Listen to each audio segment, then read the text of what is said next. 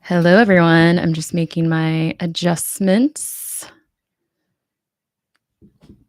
Okay, my sign says read your stars instead of stars and stars because I was just tabling in the wild at Rich City Kickback in Richmond, California, which was a wellness clinic for youth in Richmond where I used to teach. And I had my first if anyone has pointers, I'm gonna be starting to table more because thanks to amazing community members, I'm getting hired more to do tarot readings and astrology readings at events. And so I'm trying to trick out my table, which is a whole art form. And I remembered that I had my light box that said stars and stars, but it says read your stars right now because I was trying to enchant the youth to my table. How do you guys table? I feel like Baldwin is needs his shine. Let me know what draws you to a table because I'm trying to build out my vision for how I want my table to look. And what I observed is that there was a really cool tarot reader, and she had one deck that I think was passed down through her grandmother, and it looked so worn and beautiful and enticing. And then she just had a really simple setup, and I loved that. But anyways, hi everybody. It is Wednesday, November 12th. We are fully in Scorpio season. We are a few days in our Mercury retrograde in Sagittarius.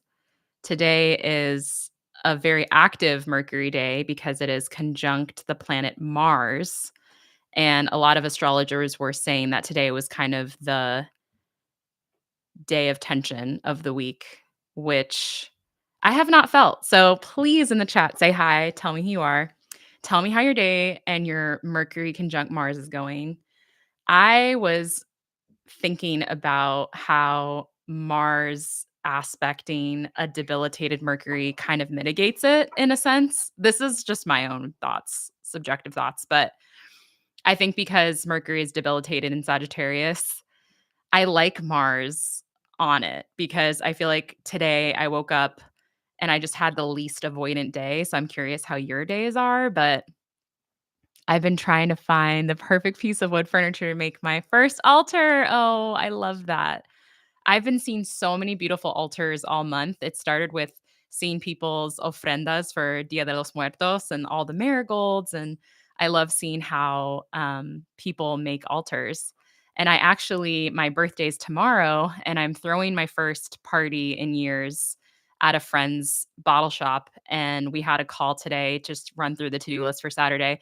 And she had the idea of me creating a little altar as a way to, yeah, just invite reflection. And so I was thinking of altar making.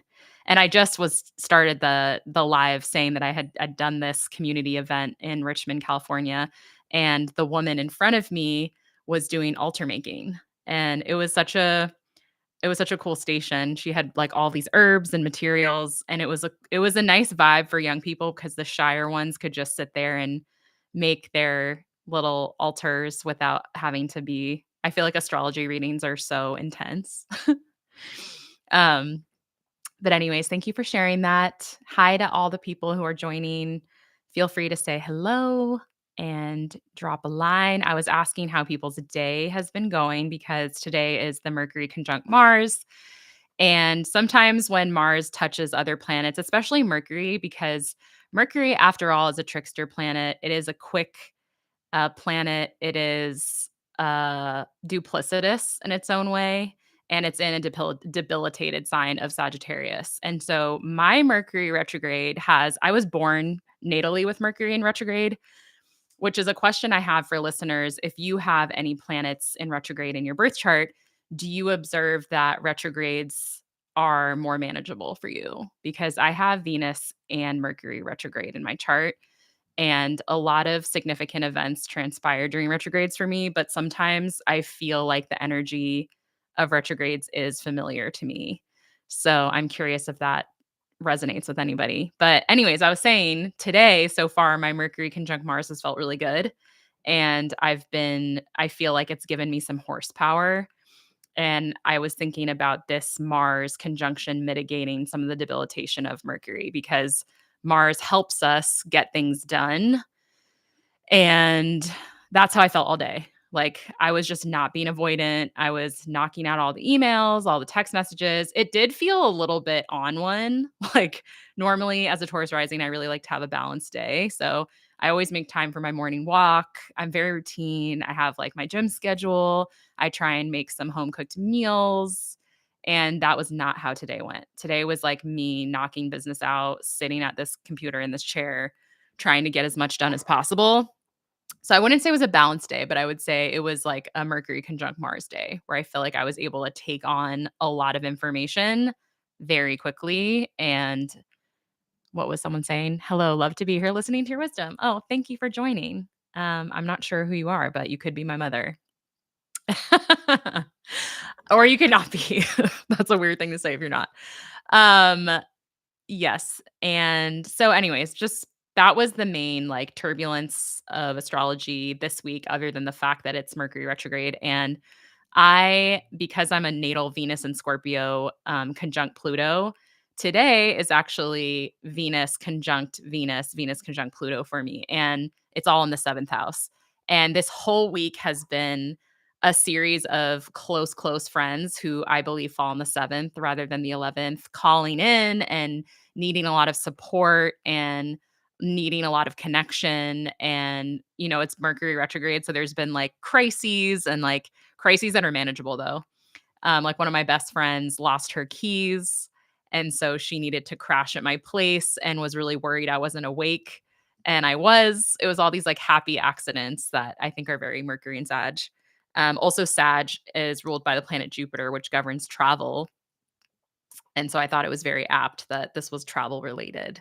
I'm curious how people's travel stories are also going because I feel like they're very wonky. And everyone who's been traveling lately has been telling me they've been like stuck on the tarmac for 10 hours and there's all these delays. So, which is the other thing that I wanted to give people a heads up, which is on the 11th, Jupiter started its 6-month retrograde and it will be retrograde until March 11th, 2026. So if you notice in astrology, when we discuss transits, there's often 6-month phases or periods of change and transformation. My flight was delayed. Yeah, exactly. Lots of delayed flights right now. Um, and Jupiter does rule travel and it is going retrograde.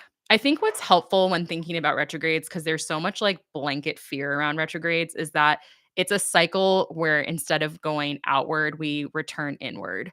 So Jupiter has been expanding the lives of Cancer risings, for example, for a long time now. And so a lot of Cancer risings I know have been traveling a lot, they've been expanding, they've been feeling a sense of possibility and faith and expansion when it comes to their life direction or visions they have for projects, or feeling a sense of confidence that then is being confirmed in the external reality. But now that Jupiter is going to be going retrograde and crossing their ascendant, the way that I interpret that is that now, with all of this like influx of growth and possibility, there needs to be a period of like metabolizing that inward. And pulling focus in a more reflective sense of, and I think that just also makes sense with if you're in the northern hemisphere, like we're in fall.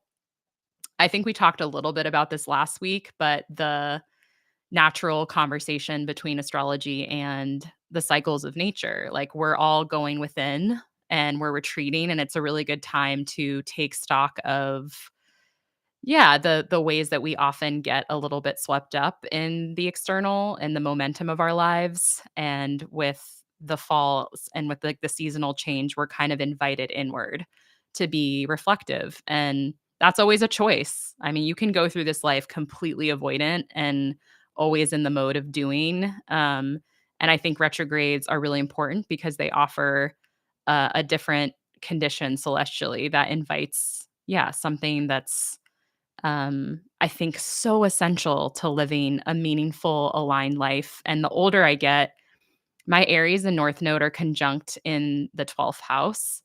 And I've talked a lot about how interesting having Aries in the 12th is because it's the first sign in the final house. And so there is like a paradoxical nature. And I like writing poetry about Aries in the 12th because it is kind of like having a humble warrior path, or the path of being devoted and learning how to be a student of surrender. And it's not an easy path because Aries is hardwired for a certain kind of result or dopamine fix in order to feel like it's on track. And I think that sometimes my Aries is very impatient and impulsive and like wants things now. And also similar to all my Scorpio, I think being ruled by Mars, oftentimes we just associate everything with a certain kind of passion. Um, and I've actually been, this is a little side quest, but I've been thinking about the love affair between Mars and Saturn, which are the two malefics in the traditional astrology system. And they're so drawn to each other. And I love the love affair between Mars and Saturn because Saturn teaches Mars that it can learn how to rest and surrender, and that when it's always overcompensating by willfulness, it's usually a defense mechanism that it's learned from since it was a child, that it has to be the protector, it has to be the warrior. And like a lot of Martian people don't actually trust that they can slow down and that they will be held and that life will go on if they're not the ones pushing forward. And Saturn can create this container of safety and devotion. And I've said this on my podcast, but I view Saturn as devotional. Saturn is cautious and reserved, and it's far away, and it's stoic, and it's doubting, and it's insecure, and it's a lot of things. But I do think it teaches someone like me, who's very Martian, to trust in the unfolding and the bolstering or the restructuring of energy. And I'm very, very, very, very drawn to Saturnian people. And Saturnian people are in turn attracted to me because Mars teaches Saturn. I always view Mars as like a fire or a hearth for Saturn. And Saturn is a very cold, distant planet. And so when it comes into contact with Mars, it feels its own inner fire again. And so Mars brings Saturn back into contact with something that it's kind of extinguished or dulled in itself. And that is the beauty of relationships of all kinds, is that we come into contact or we encounter someone and they revive or resuscitate a part of us that we have dulled or out of fear or that we've compartmentalized. And so relationships can help us awaken and integrate energies in a way that I think is really profound. And something that I'm curious about for all of you that I'm very fascinated by is who and what energies and signs and placements do you attract in different phases in your life? Like when I was younger, I attracted so many Tauruses. That was like my primary energetic teacher, and I'm a Taurus rising. And now it's Cancer, Leo, Capricorn, and different combinations of that energy for the last 3 to 5 years, maybe longer. So I'm curious if you've all observed the shifts in what energies and what teachers come in through the signs and the placements. Now, as far as synastry and aspects, I continuously attract in the last 5 years a lot of Mars Saturn, and a lot of Venus Saturn. And so how that plays out is like in my own life, I've been learning this lesson that I didn't understand and wasn't conscious of for most of my 20s, which is that younger Issa, which still comes through all the time, because I'm so Scorpio and so Aries. I always thought that when passion was really on the surface and really direct and announced itself and was really fiery and quick and determined and visible, that was really trustworthy, that like intensity and merging and this kind of boldness was like the sign that something was right. And what that was hiding was this defense mechanism, that feared anything Saturnian, that feared things that were gradual, that feared things that would require surrender and trust and getting weird and messy. And that process, I feel like, is now something that I continuously attract because I'm working on the things that we all work on, which is like finding acceptance, um, not from validation of others, but from an inner strength and an inner source. And I think when you start to shift in that work, astrology reflects that. In the same way that people talk about this in like the therapeutic realm, I think astrology is similar, where as you make certain shifts within yourself or as you transform parts of your psyche, you start to attract in different energy. And I think it's always evolving. It's never nothing is fixed in astrology. And so I look forward to that. I look forward to the many different iterations of myself and who will come be called in that time. So yeah, if any thoughts come to mind, put them in the chat around what like you've noticed about as you shift what you're attracted to or who gets drawn into your energy field. The other thing to note is today is a quarter moon in Leo. So where does Leo fall in your chart and um how is that plot going? The moon phases are important, there's culminations, there's new beginnings, and I think they're cool to just be mindful of. Like, for me, Leo's in my fourth house. And so I try and I have a lot of fourth house stuff going on. And sometimes it's very literal, where it's like I want to beautify my home, or I feel a pull towards being more domestic, or being more unseen. And then sometimes it's as literal as I'm spending time with my family or I'm actively thinking about my family, um, which is true for me. So, where does Leo fall in your chart and how is that area of your life feeling today? And what can you do to tend to it? And then just a reminder that Mercury is retrograding in Sag until the 18th of November, which weirdly is soon. And then it moves into Scorpio. So, like I said last week, it's good to have an idea of where Scorpio and Sagittarius fall in your chart, what houses, and that is going to be a cosmic plot shift next week or pivot. Is that the things that we're being asked to redo or re-examine will move from the house that Sagittarius falls in to Scorpio. And also Mercury retrograde just has like a overall theme of like retracking. I know I have a Mars and Leo in the ninth. Oh, nice. And you're joining an astrology live, which I love because the ninth house is where astrology sits. So even though it's the house of higher learning, and philosophy, a lot of spiritual traditions and practices fall under the ninth. So you are doing great. I love Leo in the ninth too. I feel like that's very astrologer podcaster coded. So yeah, where does Scorpio fall in your chart? And just be prepared and be not be prepared because that sounds too scary, but I'm not trying to add any fear, but I find Mercury retrogrades really funny personally. Again, like throwing a birthday party during a Mercury retrograde, I have been on point with my to-do lists and my production calls because I'm like, let's make sure that we can do as much as possible to, like, make sure nothing too bad happens, and then the good news that I keep thinking about, when you're a Scorpio, at least during this wonky astrology, I've been thinking a lot about community and gathering friends and how much like silly stuff can happen, but with people you love, everything works out. Like I've been to weddings where the reception gets rained out and it ends up being the couple's favorite memory of the wedding because of how everyone comes together to make the most out of a situation that is out of your control. So that's something I think a lot about with retrogrades. Like instead of fearing and creating more anxiety, another quote that I've been thinking about so much is um is it is it Susan Sontag? I don't know if that makes sense that it would be Susan, but who said that quote, "Anxiety is love's greatest killer"? Someone look that up. That might be Susan.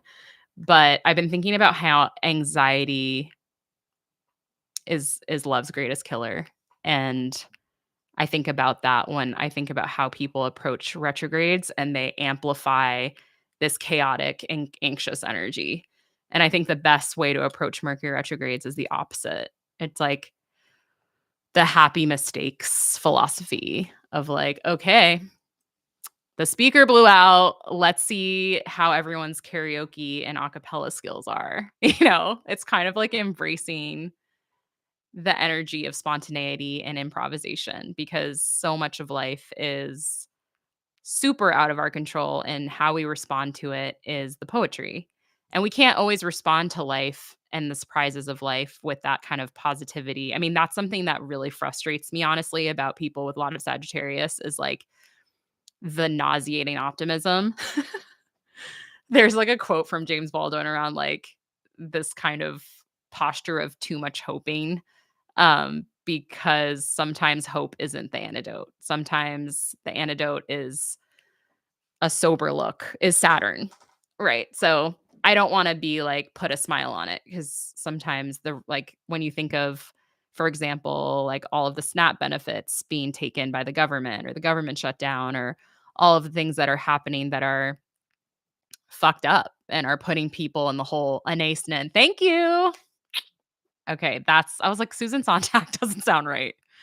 It's like the list of quotes that I have off the dome of badass women. And thank you for fact checking that. But sometimes when I feel lost in an like a kind of overthinking hole, I'm like, anxiety is love's greatest killer. Don't engage in anxiety. And I don't know if any of you are neurobiology nerds, but I just listened to this really great conversation that I can link after on from a clinician who is talking a lot about how the digital landscape that we're all constantly navigating is like really detrimental to it's basically atrophying our social skills and how humans need to create context in order to create meaning. And everything is so decontextualized now that we're like losing our ability to read cues and we're losing our ability to connect. And he also said this thing that I think about often, which is that convenience is the worst thing for the brain. Like the brain, and I think my dad is listening, but sometimes he'll tell me about the requirements of, I believe, graduate school where back in the day, you were expected to translate some of your research into 2 other languages that you were not fluent in, and that seems so absurd in 2025. Like, what graduate I mean, correct me if I'm wrong, but that's not really, like, a commonplace thing you hear as a requirement. And I also think of the example of Grace Lee Boggs and CLR James. They would translate, like, Russian and Chinese, um the great works of their comrades into English so that they could put them into play and think through them, and they would have their, gatherings to think through these ideas and concepts, more globally. But first, they had to translate them. And all of that work is so slow. Interesting through line that we keep coming to this in this conversation around the gift of Saturn, because this is all Saturnian work. The work of translation is also Mercury, but Saturn in the sense that it's so painstaking. Like, there's no Mars on that at all. Like, you're not going to get. I was actually thinking about this when it comes to how to approach long retrogrades, because sometimes retrogrades are 6 months. And I think we are hardwired to want the results and the fruits of our work. And we often have a harder time connecting with the day in and day out process of that work. And so, how do we cultivate a relationship to the process, um, and not like fall in love with it, but see it as just like the practice of devotion, like a prayer, and trust and learn how to revalue the unseen. It feels like we have to retrain our minds and bodies and spirits to have hold different values. So like with this podcast, it's a really good example of like when you're starting out with the show and you have to cultivate listeners instead of being impatient and feeling entitled around what you feel owed because you work hard, really being available to every single listener and like closing your eyes and feeling into the gratitude of like every person who's taking time to engage your work. And that's something that I've been doing since the beginning of this journey with Stars and Stars. It's just feeling into the present moment of gratitude I have for everyone By the way, including my best friends and family members, like, I don't take that for granted. I don't take the attention of my sister for granted or the attention of my parents for granted. Like, it's not something I feel owed. It's still something that I feel like a soul level thank you for the 45 minutes to an hour to really engage. And sometimes I'm like nearly moved to tears by how my people in my life listen so deeply, and after like 60 episodes will still make it a point to tell me an exact thing that they took away. So this week we had a quick Amezi on who's so incredible. I hope you all listen to this week's episode. I think I said this on last week, but like the next 6 episodes, we have a rebroad too, are really close to my heart. They all are, but these are just like some of my favorites. And by that, I mean, I feel like conversation to me is obviously an art form. And I think there's also like moments of kismet in conversations where two people show up that day and the variables align where both people feel connected and then have the like access to language and the access to the truth. And it just swings in a way that it can't always be like that because there's so many variables in life. Um, but when that happens, you get something really magical, and I feel that for the conversations with Kiese. We have Hala Alian coming soon. I love that conversation, and this one with Okweke was really, really transformative for me too. There were many moments in the conversation where I actually was so present to what they were sharing that it was actually difficult to keep the conversation on track because the thing that they were saying was really resonating with me. And one of the things that was really powerful is they center their own indigenous spiritual frameworks. They don't pathologize them. They also don't dismiss Western therapy completely. They're someone who braids a lot of different traditions, but they center their own traditions. And that was really powerful because when they talk in the episode about containing multiple personalities and multiple selves, they're not talking about it within like a BPD context or within like a pathology. And that really opened my brain up to think about neurodivergence within a spiritualized context and how different we would relate to these concepts from a non-clinical standpoint. And the last few weeks, I've been thinking a lot about how what gets lost when astrologers or spiritual workers are forced to defend and contend with the inherent worthiness of their disciplines against the backdrop of the scientific method. And so much gets lost in that being how we're framing this conversation. And I think it's really, really amazing when you meet people like Akweke who are like, I don't owe anyone that as the center or that as the like philosophical assumption. And yeah, it feels like a much more rich conversation. Um, and the other thing, ooh, would love to hear more about ADHD through a spiritual lens. I know, me too. We don't talk about ADHD, but maybe we should all dig on that because oh, wait, something's coming to my mind. I'm like, maybe I did hear about ADHD from a spiritual lens. I think what's coming to mind is a conversation that I will have to figure out who around ADHD. I actually think it was with Zach Fox of all people. They were talking about early like diagnoses of ADHD and how that was like completely a misrecognition of their learning style and their neurodivergence, which was questioning a lot of the ways that information was being distributed to them and also the way that they like to learn. And it was a lot more compelling than that. But I will share that link with you. I think it was a Zach Fox interview. But I do find that fascinating to think about how can we I mean, even without referencing other people's experiences, like how can we think about our own experiences in the education system or moments in our life where the way that we thought about things was being disciplined, and how we internalize that. And also to be clear, that conversation was really rich because I think they and I think similarly, where we're both kind of like a more is more person, where we could still benefit from therapy and still find things really interesting and worthy, in a lot of different spaces. And I talk about this a lot on the show that Jupiter and Saturn and Sagittarius are existentially promiscuous, and that it's less about the orthodoxy of one way.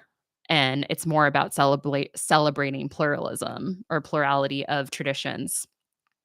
So I do think that resonates with me. Like, I'm not someone who's like, no to Western sciences. But now that I am an astrologer, I do find it limiting and exhausting and problematic to always be taken to task as if there's like one objective truth that to which I owe and demand, like, to which I owe this like empirical justification for my own curiosity and discipline for it to be taken seriously. And I think that does all of us a disservice.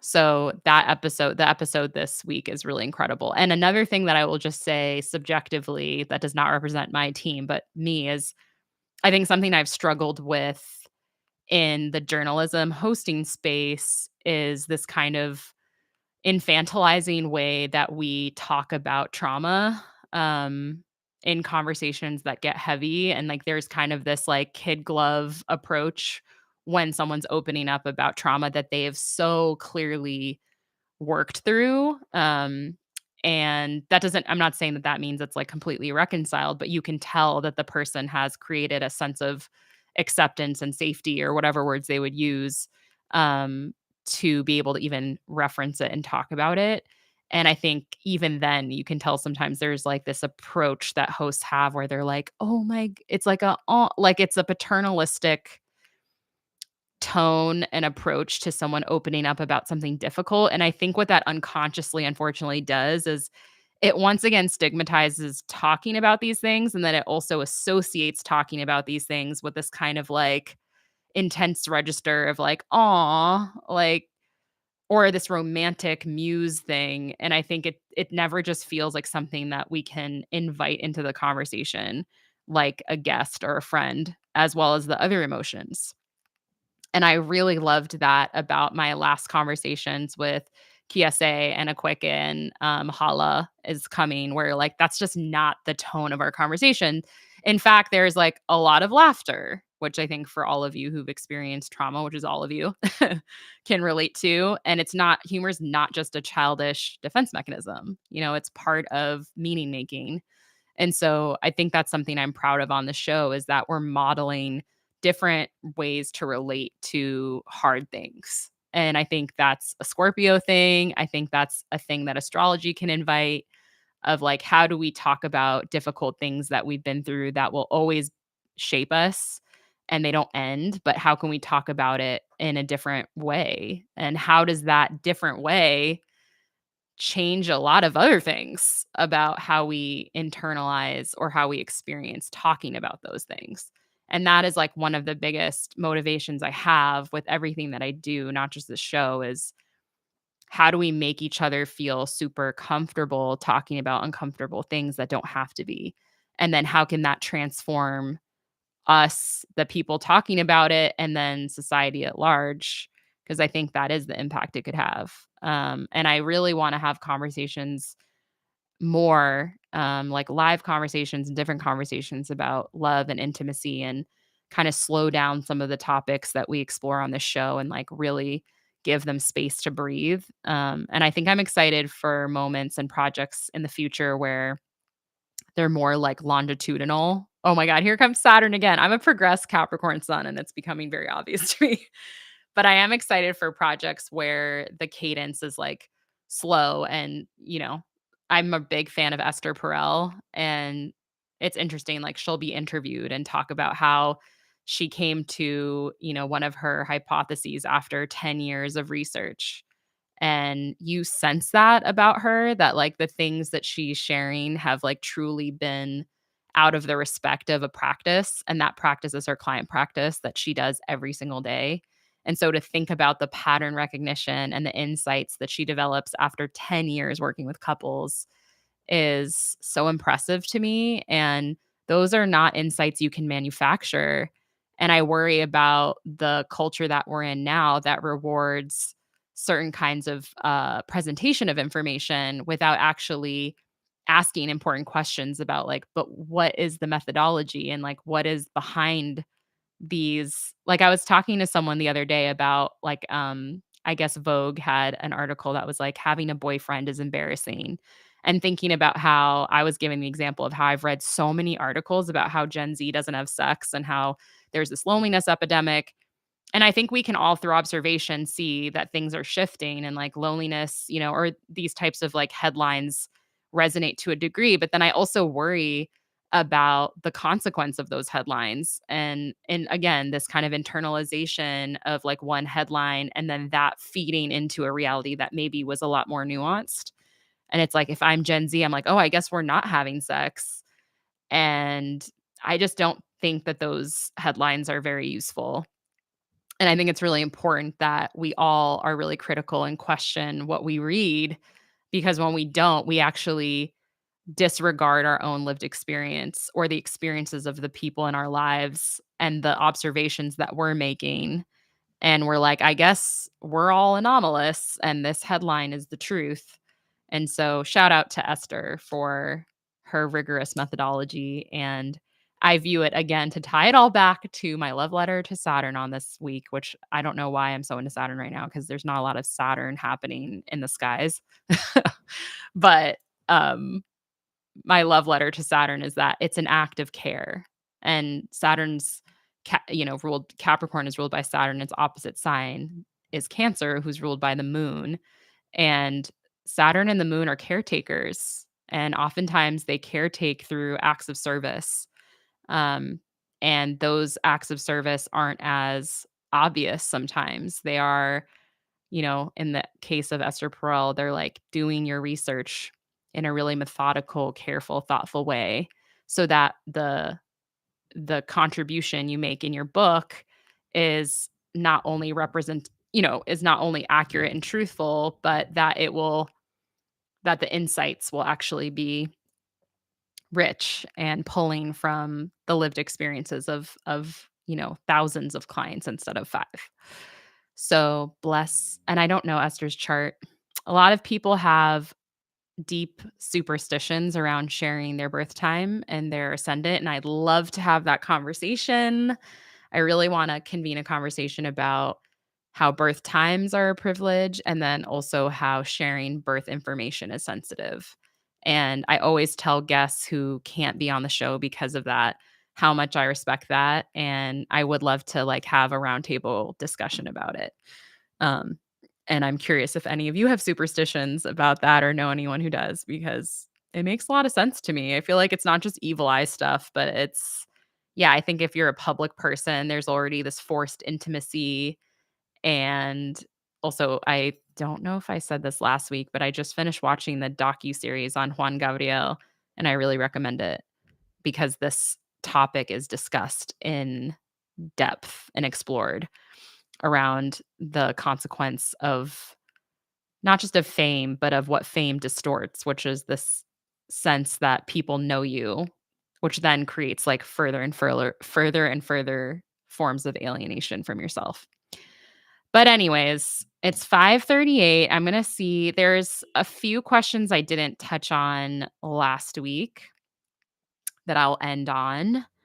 Um and then I want to get more questions for next week because I didn't get that many this week and I was sad. So someone says, tell us more about where the planet Uranus is heading after Taurus.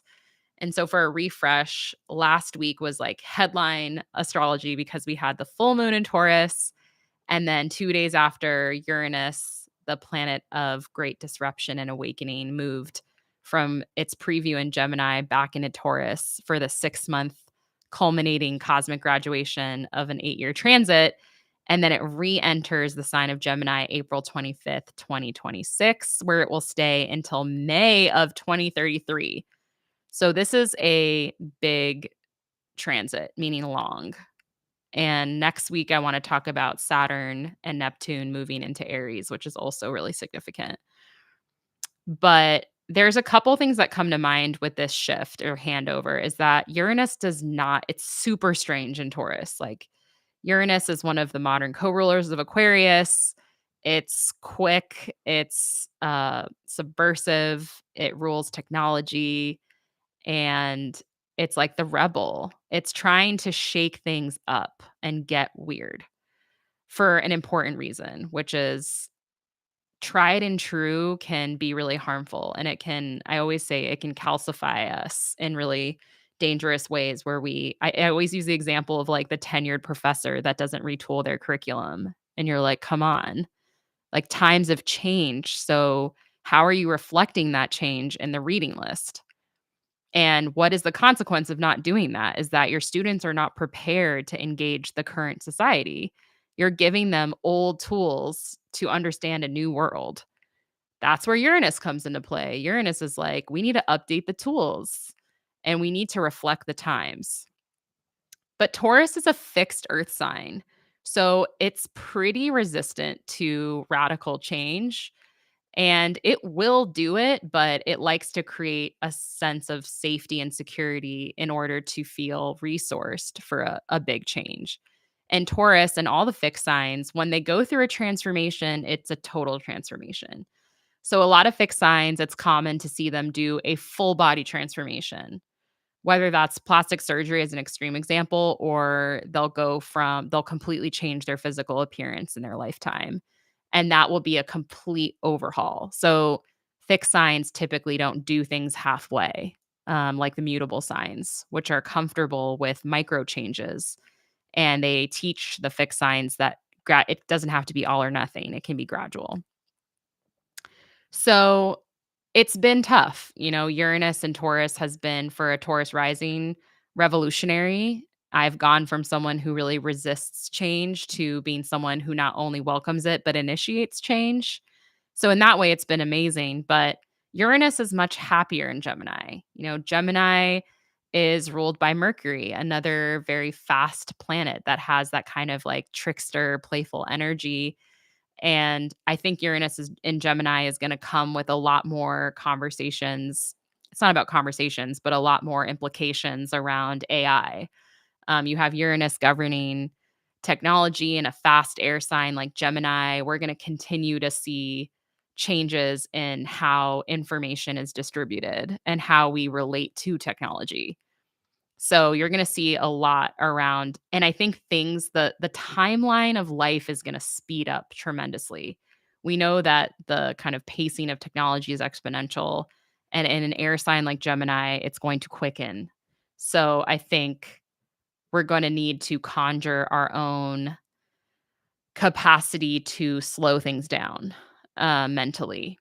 And anyone who's close to me has been getting an earful about mental fitness, because I really think we need to think about mental fitness in the same way we regard physical fitness, even more so potentially. I think those things are not compartmentalized. They're probably the same holistic conversation, but when I think about how we need to retrain and recapture our attention, like, wow, how hard is it to protect yourself from all of the distractions, even just texting, all of the different side quests that you can have in 20 minutes? They really make it difficult to stay sharp and to stay focused. And I think with Uranus and Gemini, Pluto and Aquarius, it's just so much technology that we're outsourcing the work to. And so I think that's an example of like the danger, the harm of these transits is the more we outsource the heavy lifting, the more atrophied our brains are going to become, and the more we're going to be the easiest population to control, which we already kind of have become quite. I feel like I talked about this last week, but I do feel like our critical faculties are not where they could be. That said, I'm of the school of thought that Uranus and Gemini and Pluto and Aquarius also spell mass upheaval, um, mass populist movements that say no more, enough. It's the end of the Capricorn like era of institutions, that no longer serve the people. It's not going to work anymore. And so I think we're also entering an era of, like, the consensus is change or death. And as we know, I mean, there's a lot of different ways people wanna change things. We don't have a consensus around that. Um, so I think we're gonna see that kind of those are gonna be kind of the ways that we all the lines that we all, engage. But I do think we have to be prepared for the pace to be fast. And how do we wanna make decisions around that speed? Because sometimes I think we need to learn how to collectively stop time. And when we don't mobilize and coordinate our sense of time, then technology always wins because it's faster and it's more efficient. So, what is the speed of being a human and how do we hold that sacred? And we don't need to be purists about it. I love technology. I think a lot of people who are engaged are, both and yet we also, are very invested in this question of what does it mean to be a human being? Um, and I think we're all open to that answer changing. And that is the word that I've used. That's the key word is change. There's like so many unprecedented changes of the planets this year. And I think it's going to bring in a total sea change of the themes and energies that we all take up collectively. So that was that question. The last two questions. So the other question is more Gemini questions. Are two Geminis compatible? And this is my one of my coaches at my gym. And shout out Kayla. She's such a badass. And I definitely think she has an Aries moon.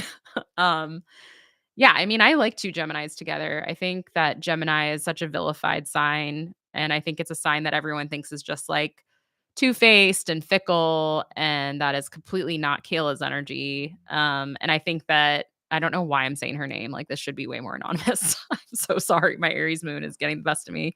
Mercury and Sag.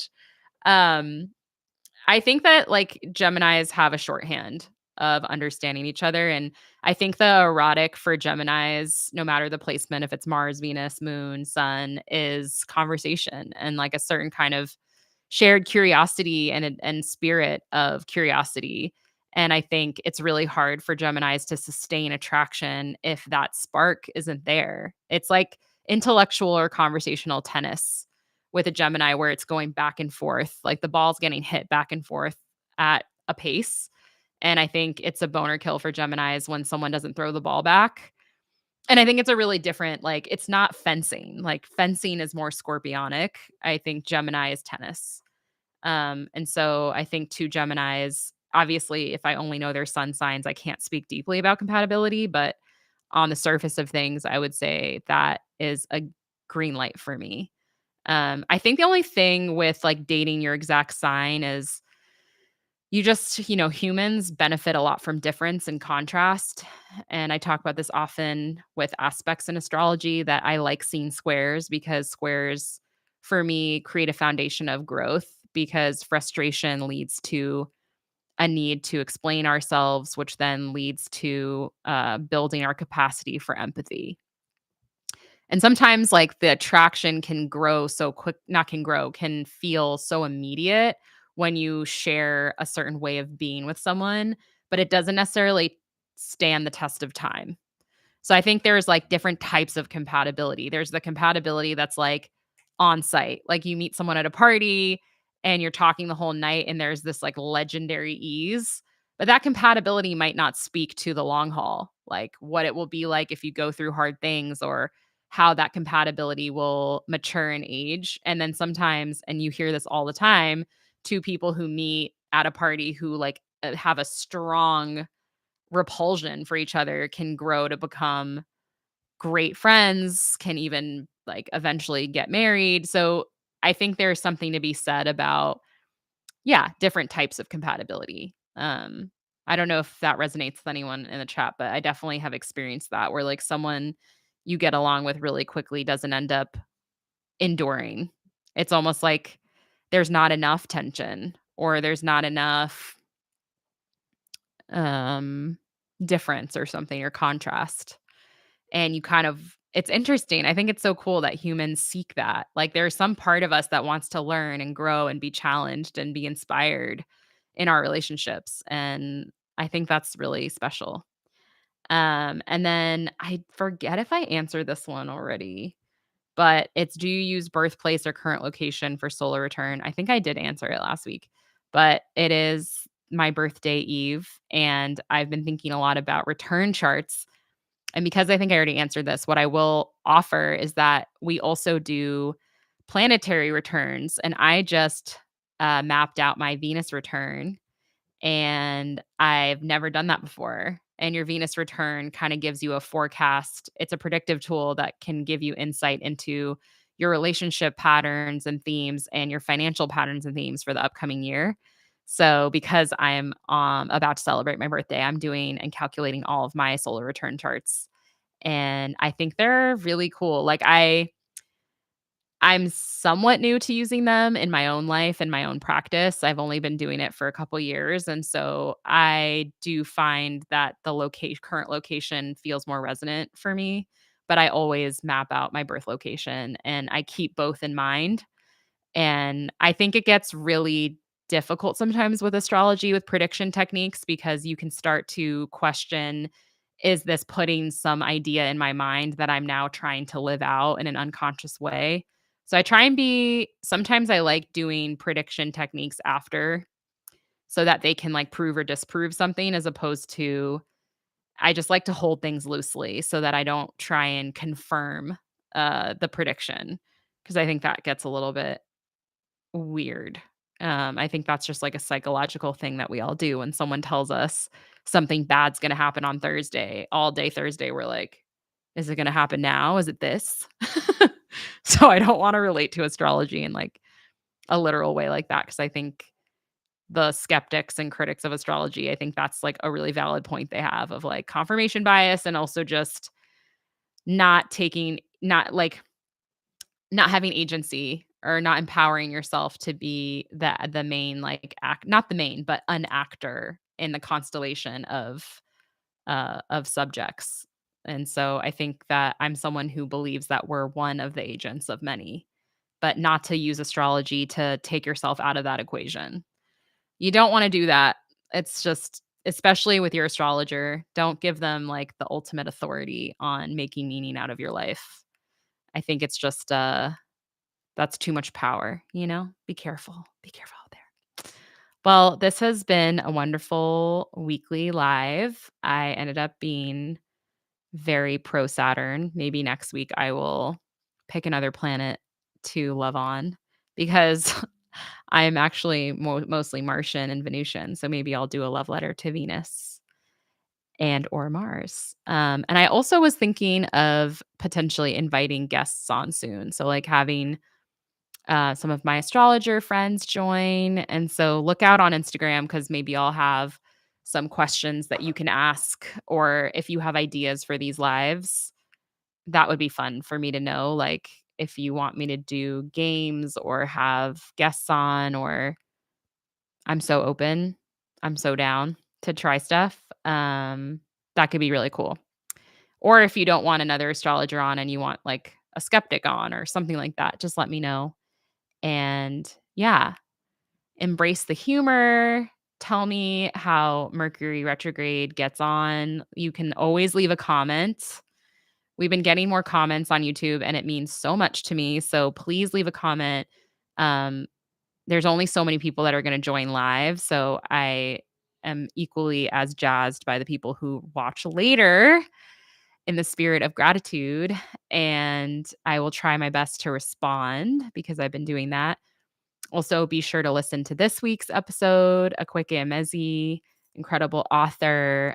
They have a new book, The Son of the Morning, that I really recommend. Paranormal romance is my new thing after these books. And I'm like, sexy mythology, I'm all in. And if you have been listening to the show, do all the things like subscribe, review, share it. All of that stuff is just really helps us grow the show. And it helps us build a case for more of the show. So, thanks so much. I really appreciate and adore each of you. And I will be here next week for another weekly Wednesday Stars and Stars Live. So, be safe, be cozy, and I'll see you soon.